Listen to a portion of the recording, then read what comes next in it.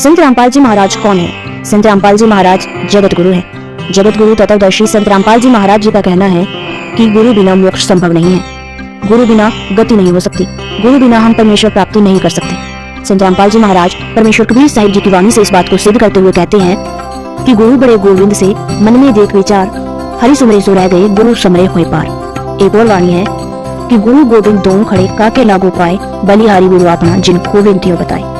ये वाणियां आज से 600 वर्ष पहले परमेश्वर कबीर साहिब जी ने बोली थी। परमेश्वर कबीर साहिब जी ने लोगों को तत्व ज्ञान दिया था और तत्व ज्ञान के माध्यम से यह बताया था कि गुरु बनाना जरूरी है। लेकिन अब आपके दिमाग में यह सवाल आ रहा होगा कि जगत गुरु का गुरु कौन है, क्योंकि परमेश्वर कबीर साहिब जी ने कहा था कि गुरु बिना गति संभव नहीं है। तो दर्शकों, जगत गुरु संत रामपाल जी महाराज जी के भी गुरु थे और आज हम आपको संत रामपाल जी महाराज जी की गुरु प्रणाली से रूबरू करवाने जा रहे हैं। तो जुड़े रहिए वीडियो के अंत तक और जानिए संत रामपाल जी महाराज जी की गुरु प्रणाली के बारे में। आज से लगभग 600 वर्ष पहले उत्तर प्रदेश में काशी की पवित्र धरती पर स्वयं परमेश्वर कबीर साहिब जी आए थे। उन्होंने अपने दोहों के माध्यम से, अपने सत्संग प्रवचनों के माध्यम से, अपने ज्ञान से लोगों को परिचित करवाया और कबीर सागर की रचना करी।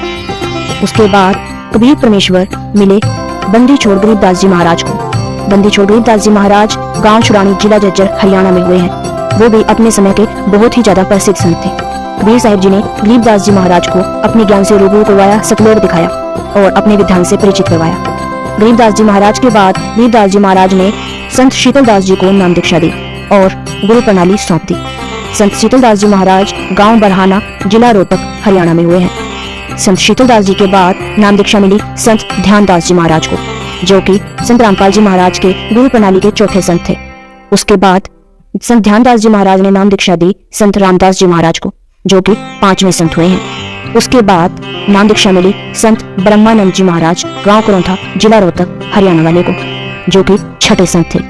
उसके बाद नाम दीक्षा मिली संत जुक्तानंद जी महाराज को, जो कि संत रामपाल जी महाराज की गुरु प्रणाली के 7वें संत हुए हैं। उसके बाद नाम दीक्षा संत जुक्तानंद जी महाराज जी ने दी संत गंगेश्वरानंद जी महाराज को। जुक्तानंद जी महाराज ने नाम दीक्षा दी संत गंगेश्वरानंद जी महाराज गांव बाजितपुर, दिल्ली वाले को, जो कि संत रामपाल जी महाराज की गुरु प्रणाली के 8वें संत थे।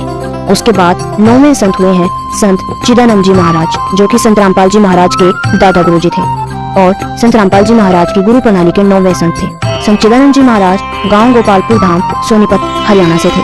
वही सोनीपत जहां पर संत रामपाल जी महाराज का अवतरण हुआ है। उसके बाद नाम दीक्षा मिली संत रामपाल जी महाराज के गुरु, जो कि 10वें संत थे। वो संत हैं संत रामदेवानंद जी महाराज, जो कि संत रामपाल जी महाराज के गुरु थे। संत रामदेवानंद जी महाराज तलवंडी भाई, फिरोजपुर, पंजाब से संबंध रखते हैं। और उसके बाद नाम दीक्षा मिली जगत गुरु तत्वदर्शी संत रामपाल जी महाराज जी को।